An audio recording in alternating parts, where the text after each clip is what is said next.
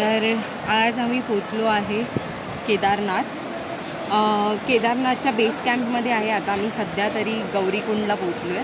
सोनप्रयागला काल रात्री आम्ही हॉल्ट केलं होतं आणि आज आता आम्ही केदारनाथसाठी ट्रेकिंग चालू केलेलं आहे. जसं तुम्ही बघाल तर काल संध्याकाळी आम्ही निघालो होतो हरिद्वारवरून आणि जवळजवळ आता इथे पोचेपर्यंत आम्हाला ना सोनप्रयाग पोचेपर्यंत 12 तास लागले. ॲक्च्युली हे डिस्टन्स फक्त 250 किलोमीटर आहे, पण पूर्ण वळणाचा रस्ता आहे. डोंगरातून पूर्ण गाडी जाते. एक साईडला छोटासा रस्ता आणि एक साईडला पूर्ण दरी असा रस्ता आहे. पण एवढे मस्त सीन आहेत. काल रात्री आम्ही इथे पोचल्यामुळे आम्हाला सगळे सीन कॅप्चर नाही करता आले, पण जातानाच्या वेळेला आम्ही सगळी सिनरी बघू, कारण की संध्याकाळी उशीर झालेला आणि सगळं काळोख होतं, त्याच्यामुळे मी काही शूट नाही करू शकले. तर हां, आता आम्ही इथे पोचलो आहे गौरीकुंडला. इकडनं आम्ही त्यांच्या शेअर टॅक्सी आहेत ते करणार आणि मग आम्ही जाणार आहे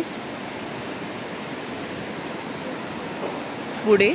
तर बघूया पुढचं कसं होतं, ट्रेकिंग काय होतं आणि केदारनाथ ट्रेकमध्ये किती सुंदर सुंदर सिनरी आम्हाला बघायला भेटते, तेवढी मी तुम्हालाही दाखवायचा प्रयत्न करेन.